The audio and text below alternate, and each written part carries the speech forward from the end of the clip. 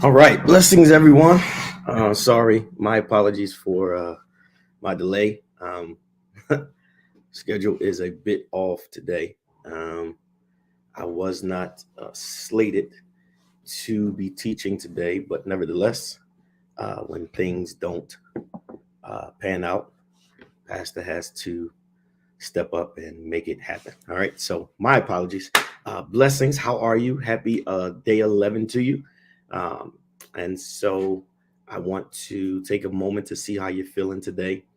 Um, Day 11, and we have about another week and a few days left, and we will have completed. We actually today we have 10 days left, um, and so we are coming to the tail end of what has been a somewhat different yet amazing journey that the Lord has had us on. And so I am excited for what the Lord is going to do. Nephew, I love you, man. And then also Ray, love you for all that He has done for us. So how was your weekend? I know we don't have many on today, but how was your weekend? How was your weekend going? How was your weekend going? My sister, I love her. Kendra, I love you. Um, how's your weekend going? How's everything going for you? It seems to be a somewhat pretty nice day out. And as you guys know, I'm getting ready for the Super Bowl. And so, my boys are in the big dance tomorrow. And so this is one of my many uh, hoodies, my Eagles gear. I am excited. I'm excited for tomorrow. And it's a great time to be in the city of Philadelphia. And I'm a sports guy. And so anytime Philadelphia is in the big dance, I'm always excited. And I'm also a diehard fan. So, I don't switch from team to teams. Some people live in Baltimore and they like the Kansas City Chiefs. I don't understand it. I don't know. I don't understand. So but I'm faithful. I'm loyal to my squad. Key, it's okay. It's okay. Maybe next year. He is a Commanders fan, and so what people don't know is anytime the Ravens win, or the Commanders win, and the Eagles lose, people I don't hear from all year long in sports, they always want to send me a text, but my phone's been pretty quiet since my boys are on the way to the Super Bowl. It's been really, really quiet. I haven't heard much from many. The same phone that they text me when my team lose. I haven't heard much from people, but it's all right though. The Lord is going to bless you nevertheless. The Lord's going to bless you anyway, nevertheless. So I am excited though. I am excited for what the Lord's going to do, and all that's happening. Listen, if someone's not on, won't you text them real quick and say, "Hey, we got a surprise today. Pastor is on." Tell them Pastor's on right now. Tell them Pastor's on. I have something that I want to say to the people of God today, to get them through their weekend, and know that God is definitely with them and with us during this time, um, and I'm grateful for all that He's done. I'm sure some of my leaders are on here. Key, can you make sure that there is a message put inside of our chat, our church chat, and text message people that tomorrow we will meet at noon via Zoom. Um, I have some things that I need to say and prepare for, and so we want to meet on Zoom tomorrow at noon, and make sure that Zoom meeting ID is supplied inside of the chat. Okay, and I'm going to ask that no one share that, because I need to meet with the membership of KDT tomorrow, and then we will talk about what next steps look like. Okay, all right, let's do it. It's consecration day, and you know how we do. Let's jump to the word. We are jumping to Matthew 28, Matthew 28 and verse 20. Matthew 28 and verse 20. Matthew 28 and verse 20. And it says, teaching them to observe all things whatsoever I have commanded you. And lo, I am with you always, even until the end of the world. Now, what's interesting is if I go back, I want to jump back a little bit to to verse 18, because I want 18 and 19 to present the case in verse 20, right? So 18 says, and Jesus came and spoke to them, saying, all authority has been given to me in heaven and earth. Go therefore and make disciples of all the nations, baptizing them in the name of the Father and of the Son and of the Holy Spirit, teaching them, here we go, 20, to observe all things. So in order for you to understand what he's saying in 20, I needed to go back to 18 and 19, so that it makes sense. And so what Jesus is saying to them, he came and he spoke to them saying, all authority has been given to me in heaven and on earth. This is verse 18. 19 says, go therefore and make disciples of all the nations, baptizing them in the name of the Father and of the Son and of the Holy Spirit. Here we go. Teaching them, 20, to observe all things whatsoever I have commanded you. Watch this. And lo, I am with you always, even unto the end of the world. And so what we see here is in this, specified text, Jesus is actually speaking to his disciples, right? And what he explains to them is, as I remove myself and as I go, I want to remind you that I have been given authority. All authority has been given unto me in heaven and on earth. Okay. So when he comes, Jesus sets the stage and he shows them right away that all authority has been given to him, not just in the heaven, but also in the earth, which is indicative and important if you understand the multifaceted space of Jesus, which is human and divine, right? And so when we look at the things that he was able to do in heaven and then also translated into earth, then here is the text where you understand that not only did God send his only son, but he sent him with the authority that he needed to be able to occupy where he was. Okay. And so what we need to understand is when you come out of this time of consecration, you're not coming out with the blessing, but you're coming out with the authority to be able to occupy and be successful in the space in which God has given you the ability to operate in. Okay. And so no longer will you operate outside of a space and look for something. No, no, no. When you occupy this time, you will be in a space with everything that you need. He says, all authority has been given to me and in heaven and on earth.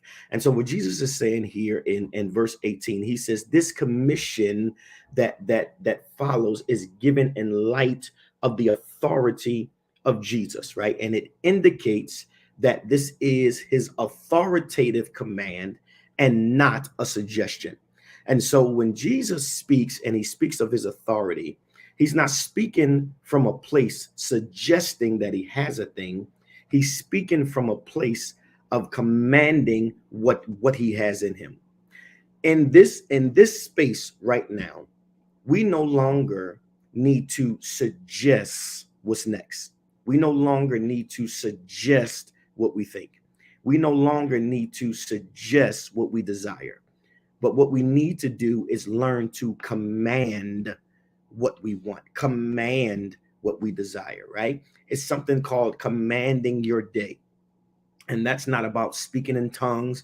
That's not about rolling on the floor. That's not about having white sheets. That's not about foaming at the mouth. That's not about pouring oil on your head. No, commanding your day means I am speaking with the authority that I have within me to command anything that tries to alter what this day should be. I'm commanding it to loose itself and be removed so that what I see in my space is what it is, right?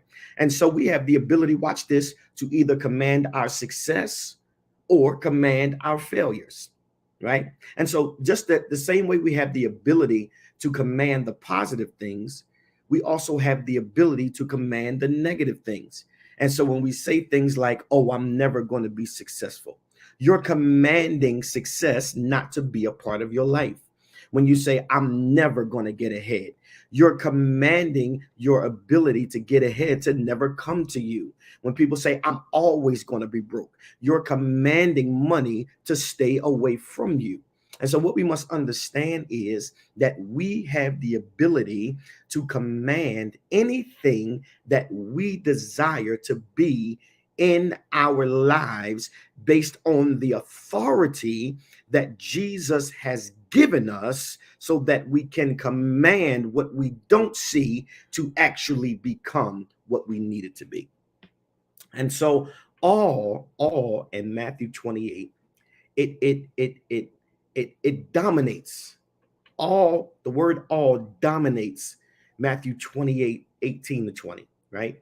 And what it does is it ties the verses together, right? And so typically in this setting, I typically just teach from the verse, but I'm adding two verses here because of one simple rule, because of the word all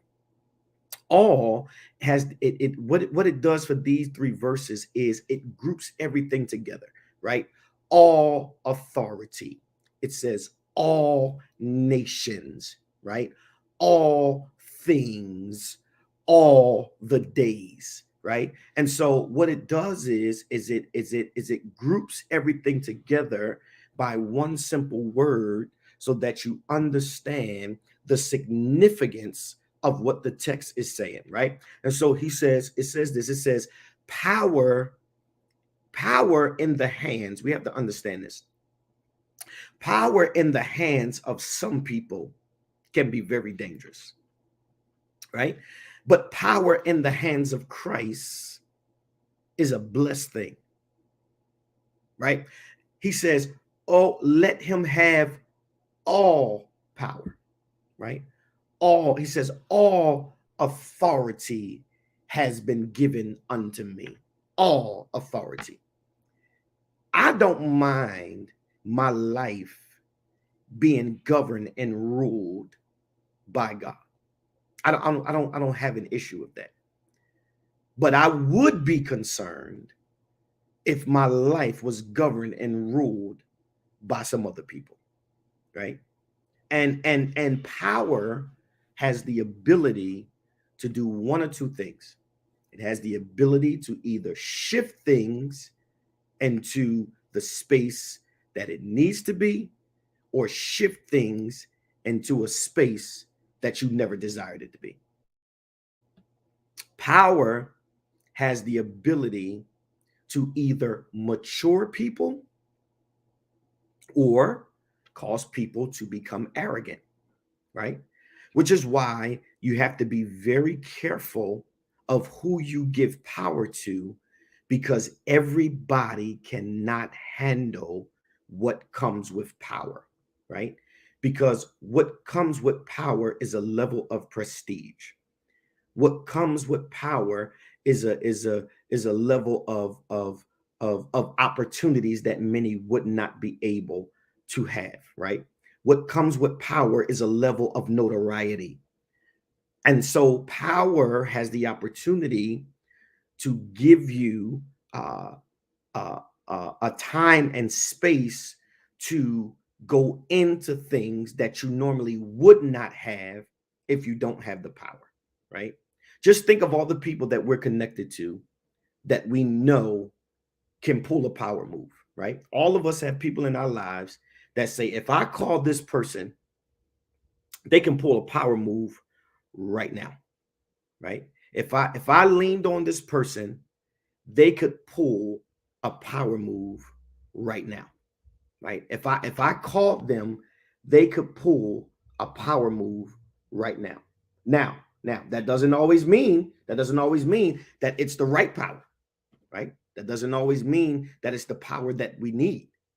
But when we think of Jesus, right, and we think of what he did, it was so important that he helped us understand what was inside of us, right? And so what he said was, we are teaching them to observe all things, right? All things, or everything that that Jesus wanted them to understand. He said, you have the power to teach them to observe all things. Watch, whatsoever I have commanded you. Whatsoever I have commanded you. He says, teaching them to observe all things. Now watch, in 18, he says, I have all authority. And I want you to go therefore and make disciples of all the nations. Right? He says, teaching them all things that I have commanded to you. And so what Jesus is reminding us of in this span of time is everything that is directly connected to him, he wants to be inserted into us. During this time of consecration, everything that is directly connected to him can be inserted into us, right? And when we believe in the power, then we have the ability to rest in it, right? When we believe in the power, we don't seek any other power. When we believe in a power, we defy every other power, right? When we believe in the power, we know our powerlessness will not hinder the progress of the kingdom. When we believe in the power, we give all of our power unto him. And so even in the authority that God will allow you to operate in time, we must always remember where it has come from, right? It is no goodness of my own, but it is of the Lord. Come on, it is of the Lord's mercies. Of the Lord's mercies. Yes, we prayed, and yes, we repented, and yes, we've gone back to God, but we still need to understand that the reason that we are breathing and we are living and we are moving is because of what the Lord allows to be. He says, go therefore, right? Because Jesus had this authority. And so he says, go therefore, and watch this. He says, make disciples. What I have made you, I want you to go and multiply yourself now. How many people understand the concept of multiplying? And what's oftentimes missed in the church is we don't know how to let greatness coexist, right? And so if I'm blessed to do one thing and you may be blessed a little more, I won't link with you so that we can totally be blessed, but I'll keep my blessed self over here and I'll make sure you remain over there. Shelly, I love you, right? But what Jesus is saying is, what I've taught you to do, I want you now to go teach someone else to do the same thing. Which is why in the text, when he says in 20, when he says, teaching them to observe all things whatsoever I have commanded of you. What the Lord commanded of you, he now wants you to invite to somebody else. And so when we come into the life of others, we should be excited to go and teach them the same things that the Lord has taught us. We should be excited to go and share the same things that the Lord has given us, right? And so he was reminding them that, disciples, you were made by my teaching. And so now that you've reached this level, right? Now the teaching is not only in words, but now do you have the power to always present me to somebody else? What you've seen me do, what you've experienced with me, what Jesus is saying, you have the ability now to teach to someone else. Jesus says it doesn't stop with you. Now it should multiply. It should multiply to where you want to go now. And the content of the teaching must be all things that I have commanded of you. So watch this. He not only gives them instructions to teach, but he tells them what to teach. Jesus says, now that I'm commanding you to go teach this, this is what I want you to teach. I don't want you to teach your own doctrine. I don't want you to teach what you think. I want you to teach what I have taught you. The same commands that I have given unto you, this is what I want you to give to someone else. During this time of consecration, I've had the opportunity to minister to so many people.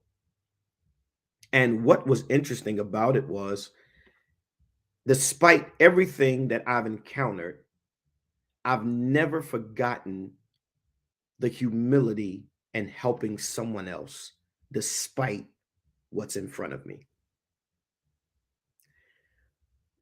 When God gives you the power, watch this, and authority of influence, it is not to bring people unto you. It is to lead people unto him. That's why sometimes power can really, really destroy a nation. Why? Because if the authority is used in the wrong mindset, then it has the ability to draw people unto a place instead of unto the God of the place. And so my goal is to make sure that in every encounter that I have, that I'm never leading people unto me, right? And so, people say, Pastor, you don't know how to take, Pastor, you don't know how to take compliments. No, I do. But I want to remember in that compliment that the only reason that you're able to compliment me is because of the God that works in me, right? The only reason that I have experienced any success is because of the God that allowed success to be attached to my life. And so in all of the areas that the Lord is leading many of you into, and many of you will see much advancement on your life as you come out of this time of consecration, never forget how you got there. Never forget, right? And so the same things that the Lord, watch this, the same things that the Lord commanded of them that brought them success. What Jesus is ultimately telling them is, when you see others, I want you to give them the same blueprint. We have to make sure that we set people up for success. Don't set people up for failure. Give them the exact blueprint, not the blueprint that's going to cause a disaster.